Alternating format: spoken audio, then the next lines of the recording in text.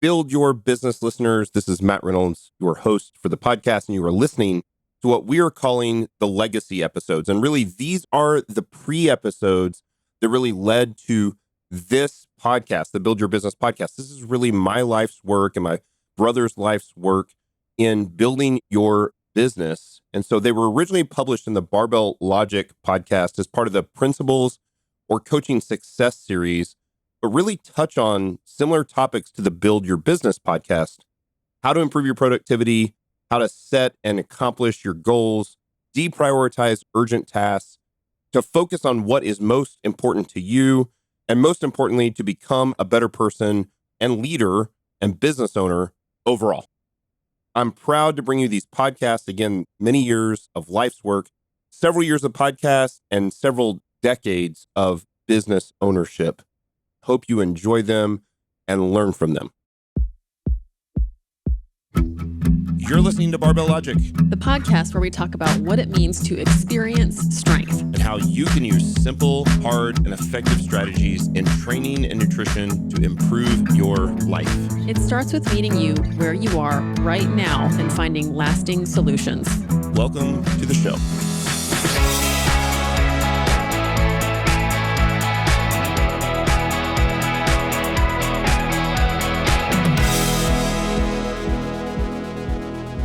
You're listening to the Barbell Logic podcast. I'm your host, Matt Reynolds. It's another episode of the Coaching Success series where we talk about all things coaching success. Business doesn't always just apply just to coaches. It is going to apply a little bit more to coaches today, but certainly the overall life lesson of being a person of integrity certainly applies really everywhere with all your relationships, right? How you are in your family or in your community or certainly outside of business as well. And we're going to try to make it a little more specific towards coaching today. And so I think what I really want to ask is very simply, do you follow through with what you say you'll do? Do you help your client reach or move towards their goals?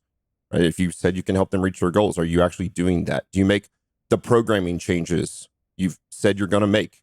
Do you show up on time every time for in-person coaching and or respond in a timely manner for online coaching?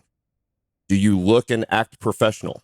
Like, what we have to realize is that every contact point between us and our client helps build or erode trust through integrity. And whether we like it or not, integrity is incredibly difficult to build and very easy to lose.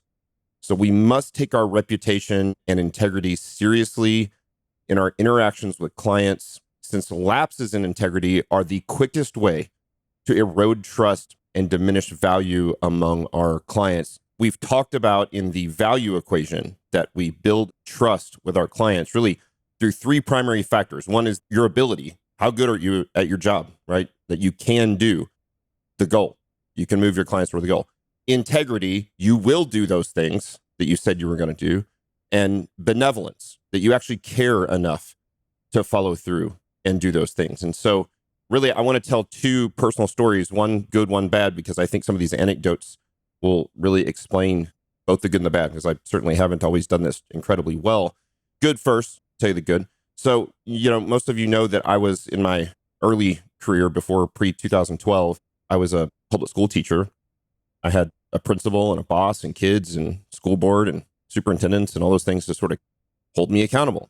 You can't not show up for school, right? And so, boy, I hated my life back then. I can remember my alarm going off, even though I get up early in the morning. Your alarm goes off, and if you hate what you do, I can just remember being so frustrated that I had to get up and go do this thing that I hated. And then I went and left teaching and started to run Strong Gym. And at Strong Gym, I was the opener. I had to open the gym at 5 a.m. So I was, usually there at 4:30 or 4:45. Open the gym up, turn all the lights on, get rolling, start coaching clients early. And so there was really accountability there as well. I mean, the business doesn't open and we don't make money if I don't show up and unlock the doors and turn the lights on and do all the things. And then in 2016, at the end of 2015, after I sold Strong Gym, and I started the online coaching business, for the first time in my life, I really had no one to hold me accountable to actually doing the work and showing up on time. And I can remember thinking to myself, I wonder if I'll actually get up early and do the thing every single day. Luckily, and I don't think this makes me better than anybody else, certainly not on a moral scale, I've just done that for 8 straight years. I just get up early every morning. And again, I don't want to, you've heard me say this before. This is not like a discipline equals freedom, set your alarm at 4:30 everyone. Like I enjoy getting up early and knocking out the work. And so I get up early every single morning and I knock out the urgent work. And I didn't do that for a month or 6 months or a year or 2 years, but I've done it every day for 8 years. I get up every morning. So I'm getting ready to take my family on vacation. I'll get up every morning on vacation and I'll still get up early before they wake up, go out on the deck, and I'll knock out the urgent work. And so because I have to follow through with what I've said I'm going to do for my clients, for my staff, things that are waiting on me in the business, like these are all really important things. And so I think one of the real reasons, a huge reason, and I probably say this every podcast, and there's some different reason, but another big reason that we've been successful at Barbell Logic is that that's built into our core values, that we are just very consistent about what we do every single day. So it's not just me. And certainly what's great about what we do at Barbell Logic is not all of my staff wake up at 4:30 in the morning and do their work every day. You don't have to do that, right? It's not about early to bed, early to rise. I may do a podcast on that at some point in the future. I think that's important, but that alone doesn't make you a person of integrity or consistent, but it's actually just doing the thing you say you're going to do for day in and day out forever that does make you a person of integrity. And so that's been a real benefit, I think, to our business that I've been able to do that for the last 8 years. Now, on the bad, I've never told this story in all my years at Strong. And I think it's still painful. Like I was thinking about this story and I started sweating, and it's a painful story for me to tell. So back when I owned Strong, I had begun personal training, personal coaching, a couple, a husband and wife, and I trained them separately as they were on different kind of schedules. And the wife really wanted to get into powerlifting and compete. And the husband didn't. He just wanted to get really strong. He actually ended up competing too, but that wasn't really his goal. His goal was just to get strong and jacked. And I trained them and they loved it and they accomplished their goals. And she became a really good power lifter and he became strong and jacked and all the things. And we built a lot of trust for years, so much so that we even went on some like smaller vacations and stuff together, in the Midwest. Like we'd go and hang out. They took me to Comic-Con one time, which is totally not my thing, but I was like, yeah, let's do it. Let's be fun. And so we had a great relationship. And then as Strong had gotten a little bit more successful, I got to take my first trip. I think it was my first trip to Mexico and actually take a legit vacation for the first time in a couple years of gym ownership. And the wife was 2 weeks out from a powerlifting meet. And I had really good coaches who were substitute coaches, that could come in and sub for me. And I trusted them as coaches. They had a great coaching eye. They were smart. They knew what they were doing.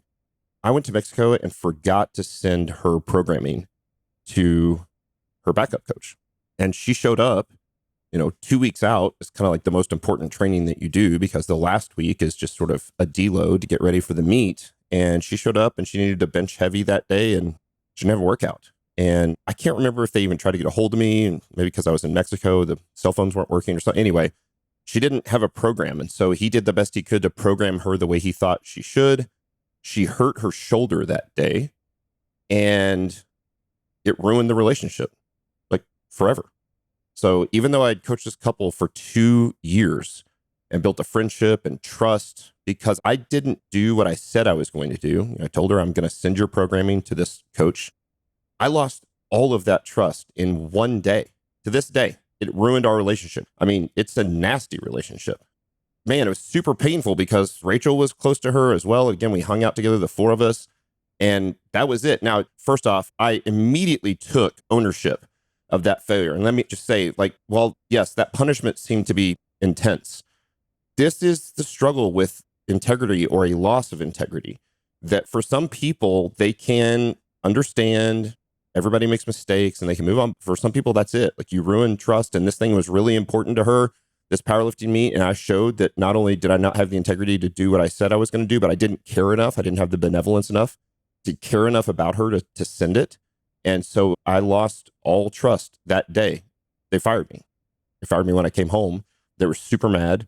They hired another coach to coach her. And it was really painful and it's still painful. It's still one of those things I look back on. I wish I could make it right, but with them, I can't.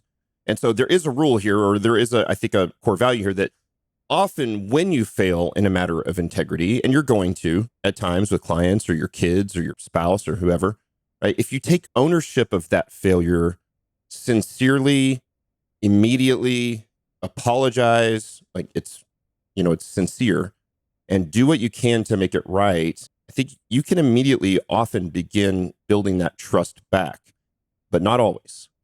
Trust and integrity takes a long time to build, and you can lose it in a moment, in an instant.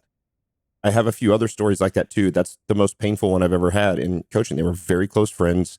So the best clients I had, you can imagine there were a couple that were training separately there. So I was getting paid a bunch of money per month because I wasn't training them in the same hour. And like that, it was gone and it never came back. So I would plead with you to be a person of integrity. Do what you say you're going to do forever. And what this means is that integrity is intimately tied to consistency. Are you following through? Are you closing the loops? I can remember as Barbell Logic really started to grow in those early years, I remember Nikki Sims coming to me and saying like, hey, we're not doing a great job of closing the loops. We've got a lot of open loops, like with staff members or clients or whatever. We've kind of said we're going to do this, or we're going to follow through with a responsibilities and expectations plan for a staff member so they know exactly what their job is. Or, we talked about, I don't know, giving somebody a raise or a promotion or whatever. And then that stuff kind of gets put on the back burner and you realize you are losing integrity. You're losing trust with that person because you're not closing the loops. And so we really made it a point. I can remember for about 6 months there in the business, we made it a real point to make sure that we were closing all of the loops that we said that we were going to close, and we didn't leave those open. We sort of expected that the staff, especially new, we're growing so fast, we're just trying to keep our head above water. The reality is they don't, and they shouldn't have to. If you say you're going to close the loops, you close the loops, right? And here's the thing. As a business owner, there isn't a boss to hold you accountable, to make sure you're consistent, right? There isn't somebody looking over your shoulder. And so to be successful in business, you have to do the things that you said you're going to do consistently every single day for decades. I talked about this a little bit last week. I see a lot of people just come firing out of that cannon, right? And they crush it at making content or even being a great coach for a short period of time. And then listen, the luster wears off of that. It's not exciting to make podcasts anymore. I'm really enjoying this series, but I've made, 600 podcasts and several hundred YouTube videos, and I've trained clients for 25 years. The luster of those things has worn off, but I still do the thing I say I'm going to do. And I still really enjoy my job. I actually enjoy those parts of my job as well, just as I enjoy doing the CEO stuff. And so because there isn't someone there to hold you accountable, to be successful in business, you have to do the things that you said you're going to do every single day for decades. Now, the advantage as a business owner is that you get to typically do those things when you want, for the most part. And especially if you run an online business, right? And one of the things I love about TurnKey Coach is that it has simple but incredibly effective built-in consistency features for both the coach and the client. TurnKey Coach helps hold me accountable to myself as well as to my clients and my staff. It tells me when programming or video breakdowns are due, right? It tells me like programming is going to be due. You've got programming for your clients through today. By the end of today, like people need to have programming for tomorrow. And, if somebody wakes up and they don't have programming, that's a definite loss of integrity, right? Or we break down videos within 24 hours. This video breakdown or this workout breakdown is due in 4 hours. And so you got to make sure you get that stuff done. And so for me, consistency is how I tend to do that. So it tells the clients even how consistent they are in every single rep, set, exercise, and workout for the last week, month, and quarter. And they actually get to see it every day. And all of those consistency features are built in. And that being consistent, especially from the business owner side or from the service provider side, is really the primary foundational in the trenches thing that you can do to build trust through integrity, right? Now, I'm going to turn just a little bit. We've also heard it say that integrity is who you are when no one's looking. You guys have probably heard that. I don't know, it's from a book in the 90s or something.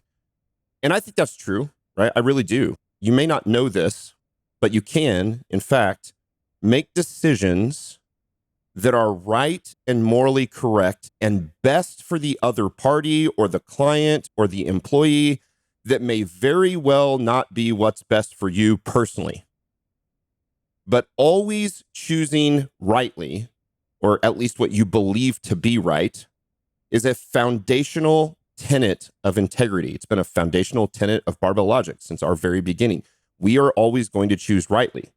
There are times we've had to make big refunds to a client. We screwed something up, or maybe we didn't screw something up, but we still did the thing that we felt was right and helped build trust and integrity, even maybe with a client who was canceling or with a staff member who was leaving, who either was let go or who quit. I mean, doing these things, these are the times that you're able to build that integrity. One of my biggest pet peeves is when someone, and this is in any of my businesses, when an employee gets ready to leave, which I always then question, like, what did I do to set this up where an employee leaves? I own the company, I run the company. So on some level, I have to take some ownership in here. But when the employee says, I just have to do what's best for me, I want to be like, that's bullshit. You don't have to do what's best for you. You are going to do what you think is best for you. And I often would argue that it's not, that often what is best for the business is what's best for us. But people are going to do what they think is best for them. Now, as a business owner, there are times that you won't, you shouldn't. There are times you're going to make choices that you believe are morally right and correct, that is best for the client or best for the staff member or best for the community or best, and not best for you, right? You're going to have to sacrifice something personally. And that's another way we build integrity.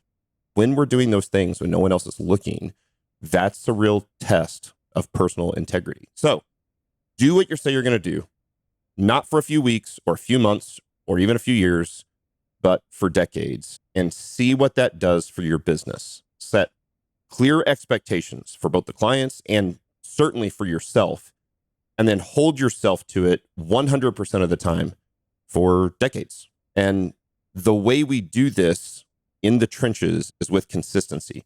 The daily routine of consistent, outstanding service is what ultimately leads to showing integrity in your actions and building trust among your clients, your staff, and your community.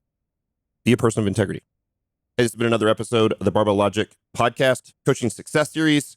I would really love a 5-star review on Apple Podcast or Spotify. That helps us tremendously in the algorithm. Please share this with a friend or client or business acquaintance that could get value out of this. I had a great piece of feedback. Actually, one of my favorite butchers in the country, my favorite butcher in the country, in fact, Quinn from Salt and Strings. You should check them out. We don't have any partnership with them. I don't make anything on the back end of this, but Salt and Strings is a Midwestern, great local butchery. This guy does incredible stuff, sends me incredible meat.